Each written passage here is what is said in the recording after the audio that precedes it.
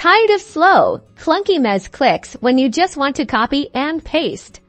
Let's ditch that and unlock lightning-fast efficiency on your Mac using just your keyboard. First up, copying. Select the text, file, or folder you want to duplicate. This is your source for text. Simply click and drag your mouse over the desired area for files or folders. A single click will highlight it. Now press and hold the Command key, that's the one with the U symbol, and then tap the C key. As in copy, that's it. You've copied the item to your clipboard. It's like a temporary storage space. Next, navigate to where you want to place the copied item. This could be another document, a folder, or even an email. This is your destination. Now press and hold the Command key again, but this time tap the V key.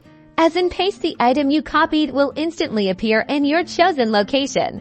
Voila! You've successfully copied and pasted using keyboard shortcuts. See how much faster that is.